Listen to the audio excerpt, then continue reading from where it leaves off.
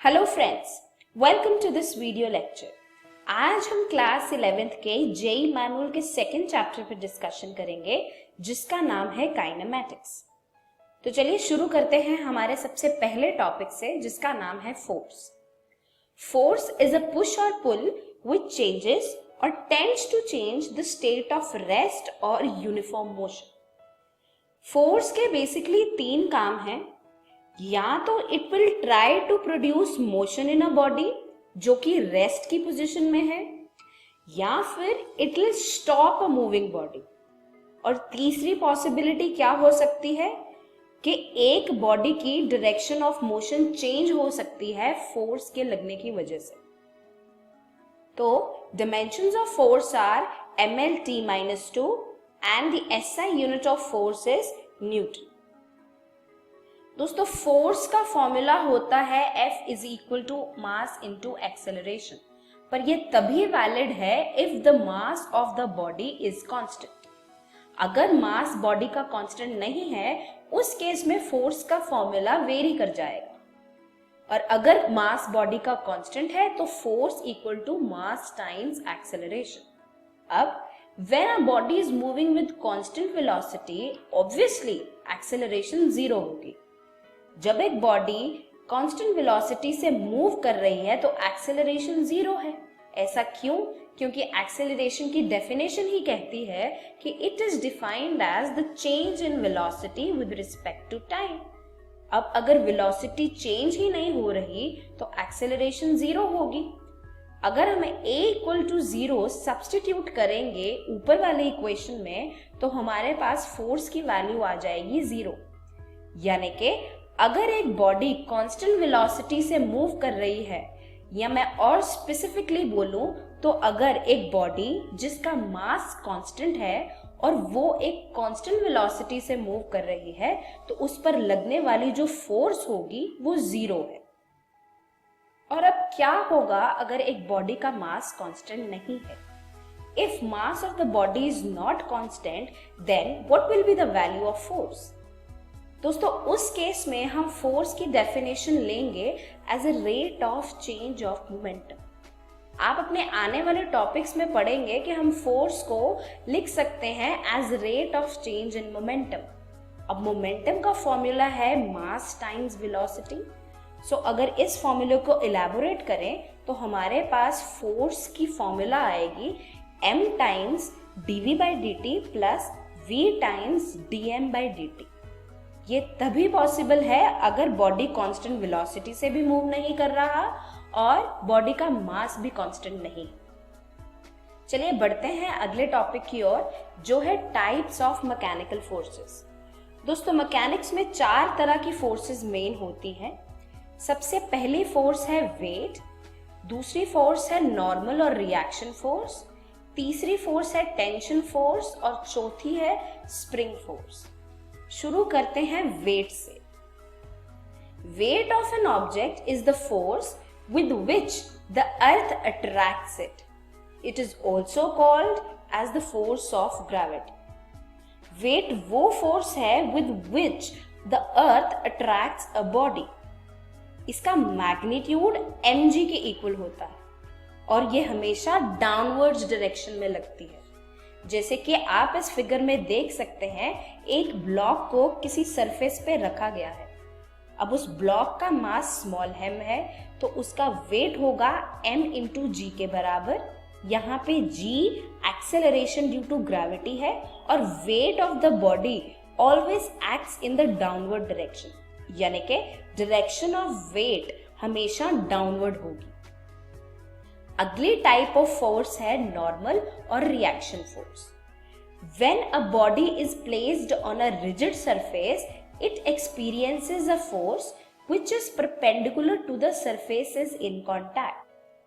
दोस्तों इस फिगर में एक ब्लॉक को एक सरफेस पे रखा गया है। अब उस ब्लॉक पर एक अपवर्ड फोर्स लगेगी जिसका नाम है नॉर्मल फोर्स या रिएक्शन फोर्स। नॉर्मल फोर्स की डायरेक्शन हमेशा परपेंडिकुलर होती है सरफेस के। अब इस ब्लॉक पर एक तो फोर्स डाउनवर्ड लग रही है जो कि वेट है, इट्स मैग्नीट्यूड इज mg, जैसे कि हमने अपनी पिछली स्लाइड में पढ़ा, और इसी ब्लॉक पर एक अपवर्ड फोर्स भी लग रही है जिसे हम नॉर्मल फोर्स कहते हैं। और याद रखिए, इस फोर्स की डायरेक्शन हमेशा परपेंडिकुलर होगी to the surfaces in contact. The third type of force is tension force. The force exerted by the end of rope या chain against applied force is called as the tension force। दोस्तों, जब हम एक string या एक chain को एक मास से फिक्स करके और दूसरे साइड से स्ट्रेच करें तो उस स्ट्रिंग या रोप या चेन पर एक फोर्स लगेगी जिसको हम टेंशन फोर्स बोलते हैं। Tension force always exist in pairs, यानी कि ये फोर्स तभी रोल में आएगी जब रोप या स्ट्रिंग का एक एंड टाइड होगा किसी मास से और दूसरा एंड स्ट्रेच्ड होगा। अगली टाइप ऑफ फोर्स यानी कि लास्ट टाइप ऑफ फोर्स है spring force. The force exerted by a compressed or a stretched spring upon an object which is attached to it is called as the spring force। दोस्तों, we all know कि कोई भी spring की एक natural length होती है। जब हम उस स्प्रिंग को स्ट्रेच या कंप्रेस करते हैं तो स्प्रिंग की टेंडेंसी होगी कि वो अपनी ओरिजिनल लेंथ पे वापस आ जाए। तो the force that the spring exerts on itself to get back to its original length is called as the spring force। चलिए बढ़ते हैं अगले टॉपिक की ओर, जिसका नाम है inertia. Inertia is the property of a body due to which it opposes a change in its state। यानी कि inertia एक बॉडी की वो प्रॉपर्टी है जिसकी वजह से it cannot change its state of rest or uniform motion in a straight line। दोस्तों, inertia ना ही कोई फिजिकल क्वांटिटी है और ना ही इसकी कोई यूनिट्स और डिमेंशंस होंगी। और याद रखने वाली बात यह है कि दो बॉडीज जिनका इक्वल मास है और उनमें से यदि एक बॉडी कांस्टेंट वेलोसिटी से मूव कर रही है और दूसरी बॉडी रेस्ट पे है, या आप सिंपली कह सकते हैं कि एक बॉडी मोशन में और दूसरी बॉडी रेस्ट में है, तो उन दोनों बॉडीज का इनर्शिया सेम होगा क्योंकि उन दोनों बॉडीज का मास सेम है। इससे हमें यह पता चलता है कि inertia is a factor of mass. It has got nothing to do with the velocity of a body. अब दोस्तों, इनर्शिया भी तीन टाइप्स के होते हैं। पहला टाइप है इनर्शिया ऑफ रेस्ट।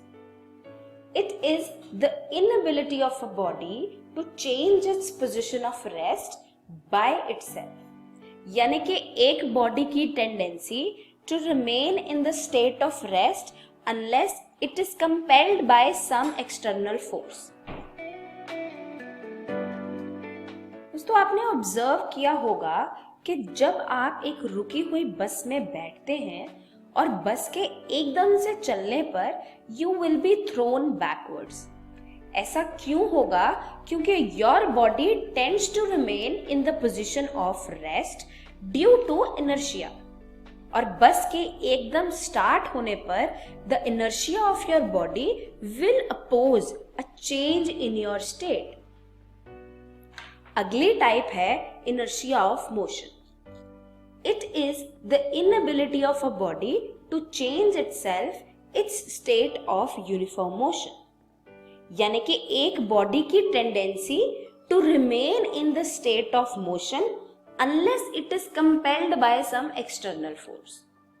अब इसकी एग्जाम्पल ये होगी कि जब आप एक चलती बस में सवारी कर रहे हैं और एकदम से बस के ब्रेक लगने पर यू विल फॉल फॉरवर्ड।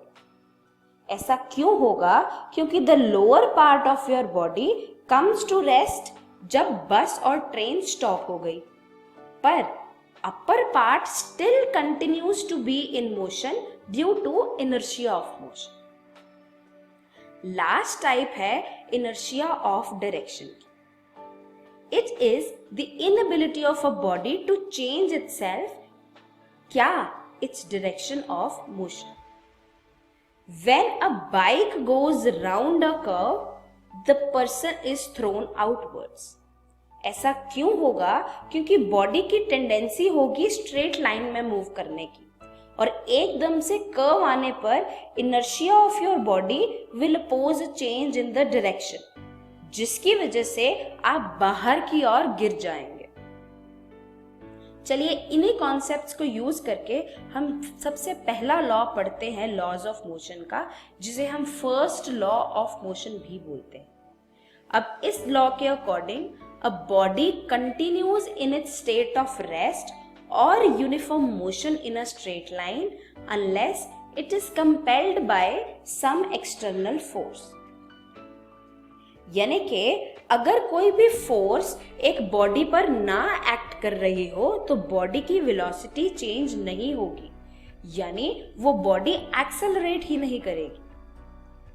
मतलब कि अगर एक बॉडी पे कोई फोर्स नहीं है तो उसकी वेलोसिटी चेंज नहीं होगी, और rate of change of velocity को ही हम एक्सेलरेशन बोलेंगे। और अगर वेलोसिटी ही चेंज नहीं होगी तो बॉडी की एक्सेलरेशन जीरो होगी, यानी कि body is not accelerating at all. दोस्तों फर्स्ट लॉ ऑफ मोशन को हम लॉ ऑफ इनर्शिया भी बोलते हैं, क्योंकि फर्स्ट लॉ ऑफ मोशन ही इनर्शिया को अच्छे से डिफाइन करता है। अगला लॉ है सेकंड लॉ ऑफ मोशन। इसकी स्टेटमेंट है the rate of change of momentum of a body is directly proportional to the applied force and the change takes place in the direction of the applied force। यानी कि अगर हम किसी body पे force apply करेंगे तो उस body का मोमेंटम चेंज होगा, और उस चेंज ऑफ मोमेंटम की डायरेक्शन क्या होगी? In the direction of applied force. इसे मैथमेटिकली समझते हैं। हमें पता है कि force is equal to rate of change of momentum according to second law of motion. अब मोमेंटम क्या है? Mass into velocity. जब हम इसे सॉल्व करेंगे तो we get F is equal to m times dv by dt, और dv by dt को हम एक्सेलरेशन बोलते हैं। यानी कि सेकेंड लॉ ऑफ मोशन से F is equal to ma formula derive हो सकता है। जैसे कि मैंने आपको पीछे बोला, ये फॉर्मूला तभी वैलिड है अगर एक बॉडी का मास कांस्टेंट है। So second law of motion is equal to rate of change of momentum which is further equal to F is equal to ma only if the mass of the body is constant. चलिए बढ़ते हैं last law की ओर, जिसका नाम है third law of motion. When a body exerts a force on other body, the second body also exerts an equal and opposite force on the first body। यानी कि अगर एक बॉडी दूसरी बॉडी पर कुछ फोर्स लगा रही है तो दूसरी बॉडी भी पहली बॉडी पर इक्वल और अपोजिट फोर्स ही लगाएगी। To every action there is an equal and opposite reaction. इसका मतलब हम समझते हैं। और मान लीजिए कि आपने एक बोट से जंप किया, आप फॉरवर्ड डायरेक्शन में मूव करेंगे, लेकिन जो बोट का मोशन है वो बैकवर्ड डायरेक्शन में होगा। आपका एक्शन इन फॉरवर्ड डायरेक्शन और बोट का reaction in the backward direction. यानी कि किसी भी एक्शन का एक इक्वल और ऑपोजिट रिएक्शन जरूर होगा। दोस्तों एक ध्यान देने वाली बात यह है कि एक्शन और रिएक्शन फोर्सेस सेम बॉडी पर एक्ट नहीं करती। Action and reaction never act on the same body. ये हमेशा अलग अलग बॉडीज पर ही एक्ट करती हैं। अगर ये एक ही बॉडी पर एक्ट कर रही होंगी तो बॉडी इक्विलिब्रियम स्टेट में आ जाएगी। तो इसी वजह से these forces act on different bodies, और force on body A due to body B is equal to minus of force on body B due to body A। ये नेगेटिव साइन इसीलिए introduce किया गया है क्योंकि फोर्स एक vector quantity है और डायरेक्शन ऑपोजिट होने की वजह से एक नेगेटिव साइन जरूर आएगा। चलिए दोस्तों आज के टॉपिक्स पर बेस्ड कुछ प्रॉब्लम्स को प्रैक्टिस करते हैं। पहली प्रॉब्लम है Two wooden blocks are moving on a smooth horizontal surface such that the mass m remains stationary with respect to p, the block, as shown in the figure. What is the magnitude of force P? दोस्तों यहाँ पे जो external force यानी applied force है वो P है, एक small block है मास m का, स्मॉल m का, और एक कैपिटल M का ब्लॉक है, और the acceleration of small mass m is shown as small a. हमें मैग्नीट्यूड फाइंड करना है फोर्स P का, तो इसके लिए हम सबसे पहले फोर्सेस को रिजॉल्व कर लेते हैं. Magnitude of force on mass m is P, which we have to find. अब स्मॉल मास m पे बहुत सारी फोर्सेस एक्ट कर रही है. सबसे पहली फोर्स एक्ट कर रही है weight, which is in the downward direction. उसका मैग्नीट्यूड mg है. फिर दूसरी फोर्स जो उस पर एक्ट कर रही है वो है normal force, which is denoted by r. अब हमने r को दो कंपोनेंट्स में रिजॉल्व किया है, r cos बीटा और r sin बीटा. चलिए अब फोर्सेस को इक्विलिब्रियम में करते हैं show. r sin beta is equal to ma, क्योंकि r sin बीटा जो है वो फोर्स को बैलेंस कर रही है, और r cos beta is equal to mg. r cos beta in the upward direction and mg in the downward direction. इन दोनों इक्वेशंस को डिवाइड करने के बाद हमारे पास एक्सेलरेशन की वैल्यू आ जाएगी g times of tan beta. Also, the acceleration of the system is a equal to p upon m plus m, क्योंकि acceleration is equal to force upon mass, और इस केस में फोर्स की value P है और मास यहाँ पर दो हैं, कैपिटल M और स्मॉल m. इस इक्वेशन को रीअरेंज करने के बाद हमारे पास फोर्स की वैल्यू आ जाएगी small m plus capital M into G tan beta. यहाँ पर जी टैन बीटा एक्सेलरेशन का मैग्नीट्यूड है. चलिए बढ़ते हैं अगली प्रॉब्लम की ओर. A train is moving with velocity 20 metre per second. On this dust is falling at the rate of 50 kg per minute. What is the extra force required to move this train with constant velocity? अब दोस्तों इस case में body का mass constant नहीं है पर उसकी velocity constant है. जैसे कि हमने अपने पिछली स्लाइड्स में डिस्कस किया, इस केस में जो हम फोर्स का फॉर्मूला यूज करेंगे वो वाला करेंगे जिसमें बॉडी का मास कांस्टेंट नहीं है. तो the formula for force to be used is F equal to m times dv by dt plus v times dm by dt. अब the train is moving with the constant velocity, इसीलिए the first term in the above expression is 0. क्योंकि train constant velocity से move कर रही है तो the rate of change of velocity यानी कि acceleration of the system would be 0. इस हिसाब से the first term would be 0, so the formula of force comes out to be F is equal to V times dm by dt. अब हमारे पास V की value 20 metres पर second है और dm by dt की वैल्यू है 50 by 60 kg पर second.